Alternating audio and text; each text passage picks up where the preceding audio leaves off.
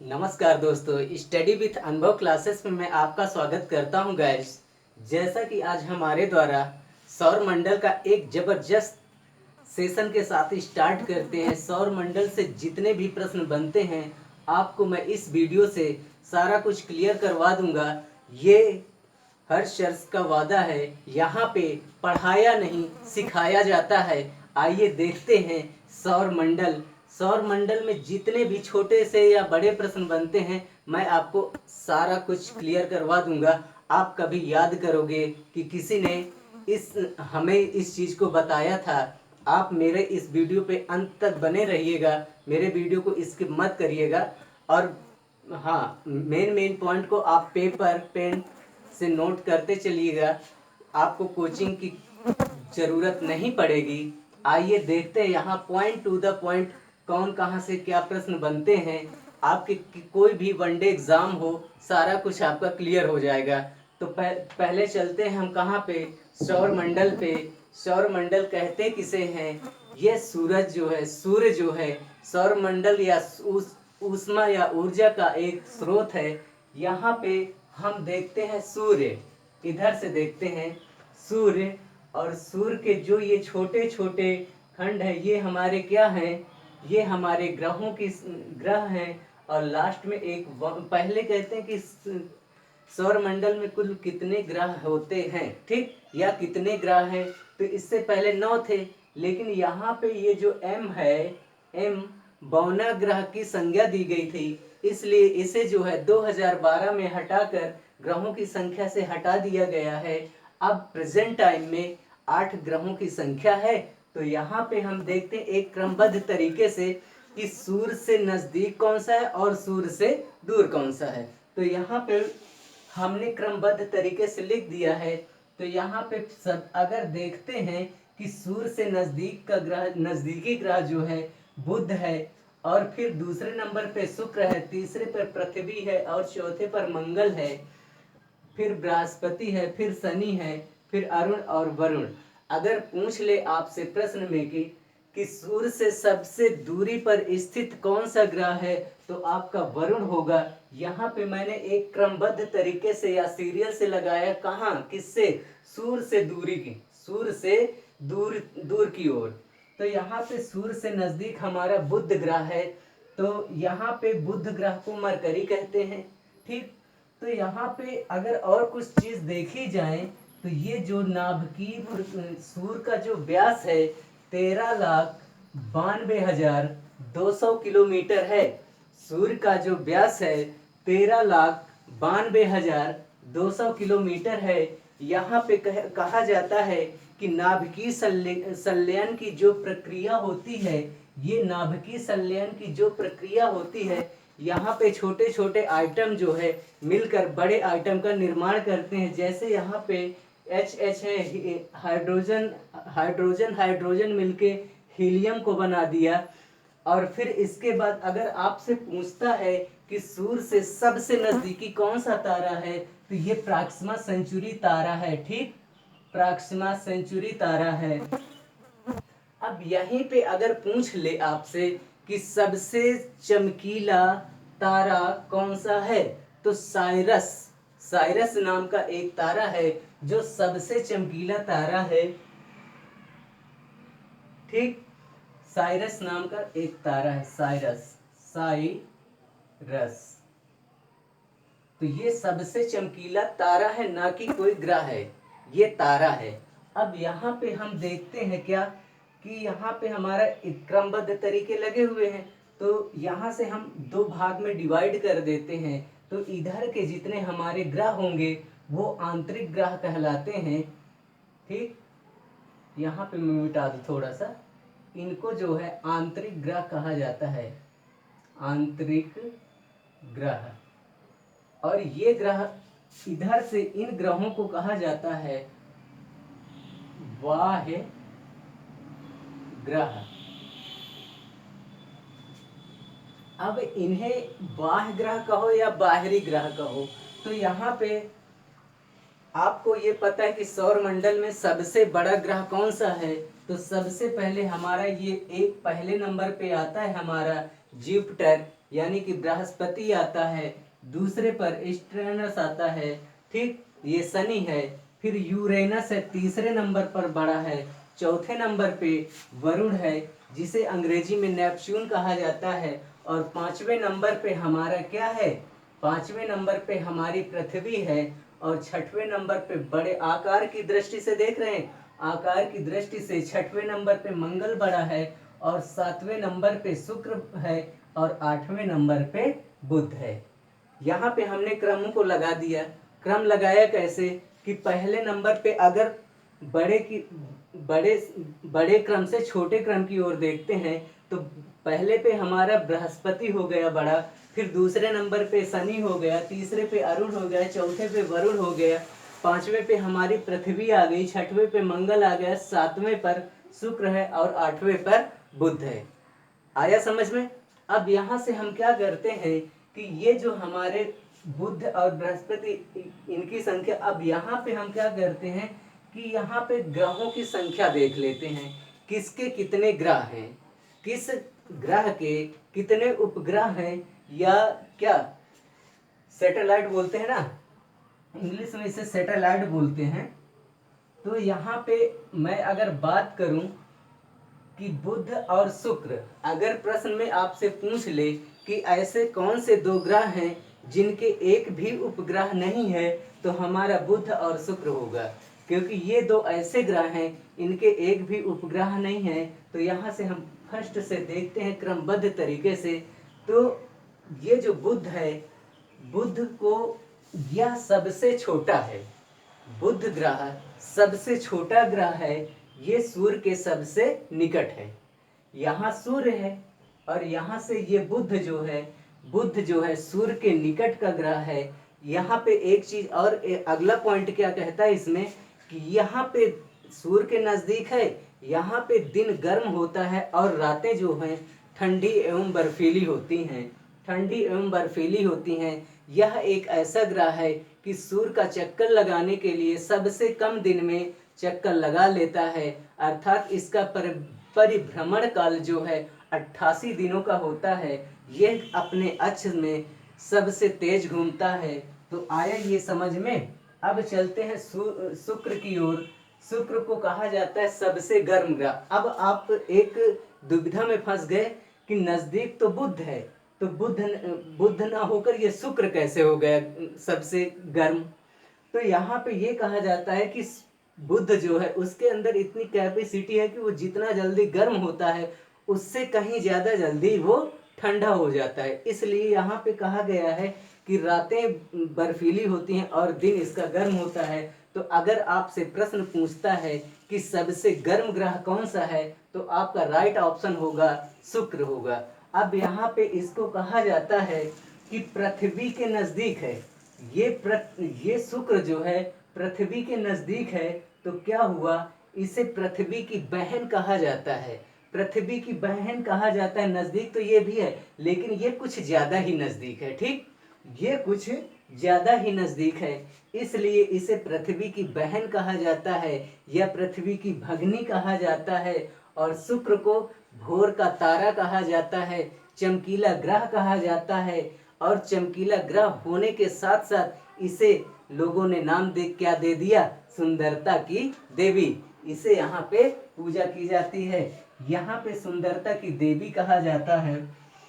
अगर आपसे एक प्रश्न और पूछ ले, एक प्रश्न और पूछ ले कि सौर मंडल में जितने भी ग्रह हैं या जितने ग्रह हैं उनमें सबसे धीमी गति से कौन घूमता है या कौन सा अपने अक्ष में धीमा घूमता है, तो आपका शुक्र होगा।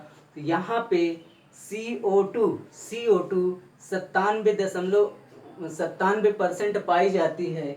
यहाँ पे 97% पाई जाती है CO2 कार्बन डाइऑक्साइड। और ये इसका रंग जो है लाल रंग का होता है, इसे लाल धब्बा ग्रह के नाम से भी जाना जाता है। तो आइए देखते हैं हम पृथ्वी को। अब हम आगे अपने पृथ्वी में सौर मंडल का यह मात्र एक ऐसा ग्रह है, सौर मंडल का यह मात्र एक ऐसा ग्रह है जहाँ पे जीवन पाया जाता है, ठीक। यहाँ पे भारी मात्रा में यानी 71% जो है जल की मात्रा पाई जाती है पृथ्वी में। ठीक, पृथ्वी में 71% जल की मात्रा पाई जाती है, इसलिए इसे नीला ग्रह कहा जाता है, नीला ग्रह कहा जाता है। और पृथ्वी का मात्र एक उपग्रह है, मात्र एक उपग्रह है, एक उपग्रह है। कौन सा है? वो हमारा चंद्रमा है। ठीक, चंद्रमा है। अब यहाँ से एक प्रश्न अगर आप फिर बनता है क्या, यहाँ पे इसको मैं मिटा रहा हूँ, आंतरिक ग्रह, इधर वाले जितने आंतरिक ग्रह याद रखना, नोट कर लेना, फिर मत बोलना कि नहीं समझाए हो। तो यहाँ पे इसका जो उपग्रह है, उपग्रह चंद्रमा। ठीक, पृथ्वी का उपग्रह है चंद्रमा। ठीक, अब चंद्रमा जो है, अब यहां से इसको पूछता क्या है,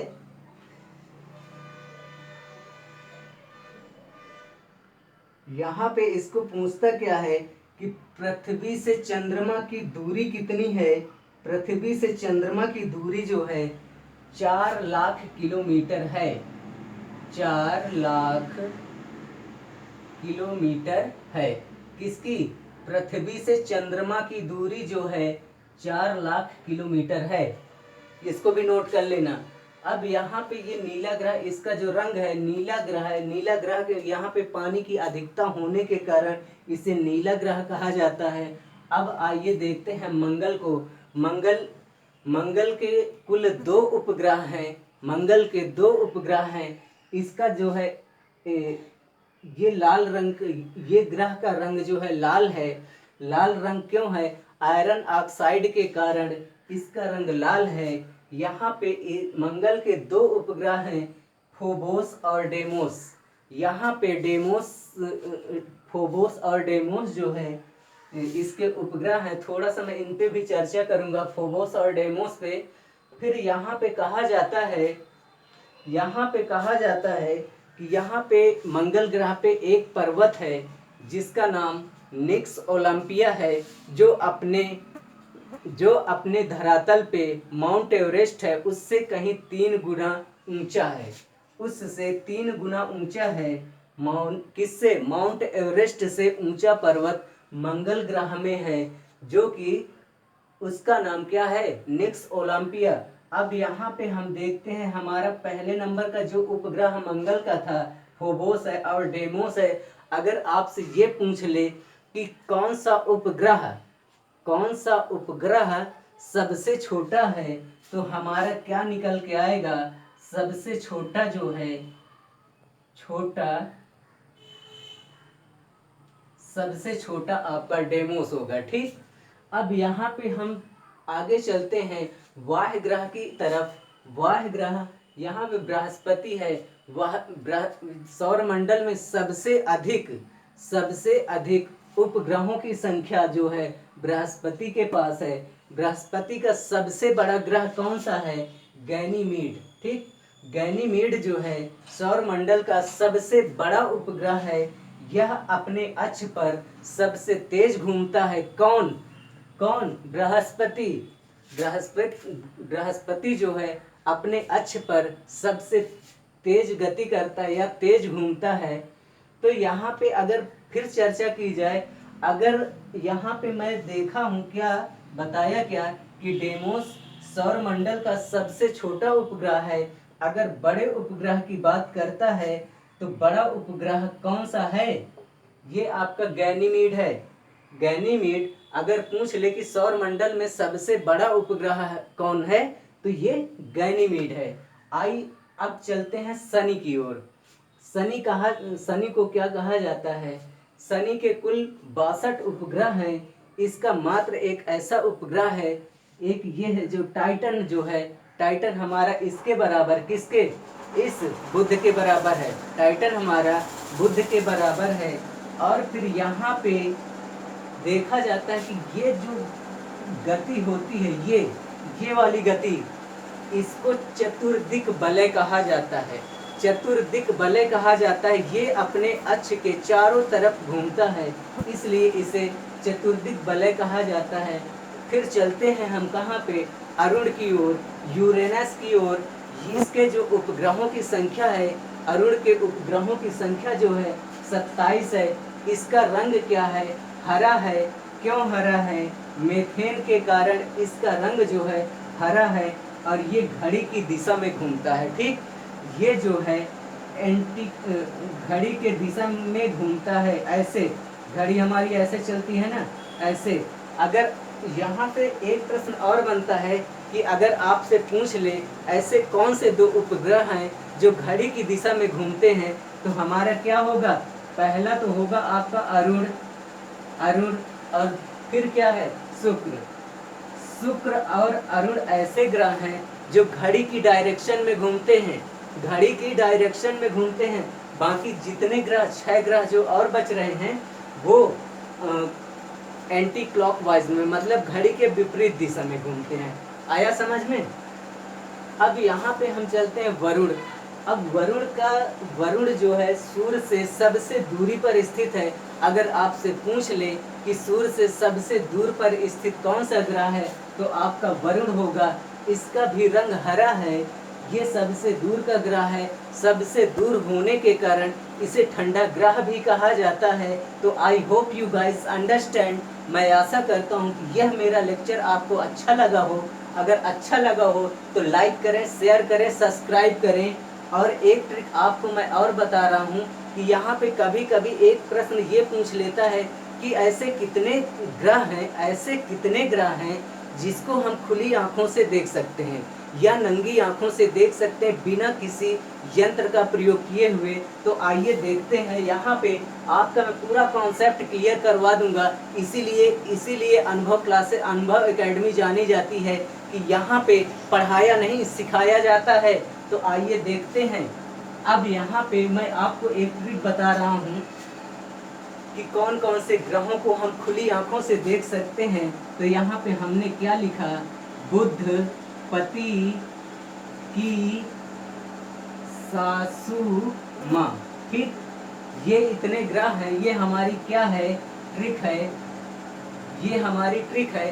ये ऐसे ग्रह हैं जिन्हें हम बिना किसी यंत्र का प्रयोग किए हुए अपनी आंखों से या नंगी आंखों से देख सकते हैं। तो पहला हमारा बुध से निकला, बुध हो गया। और पति से निकला बृहस्पति,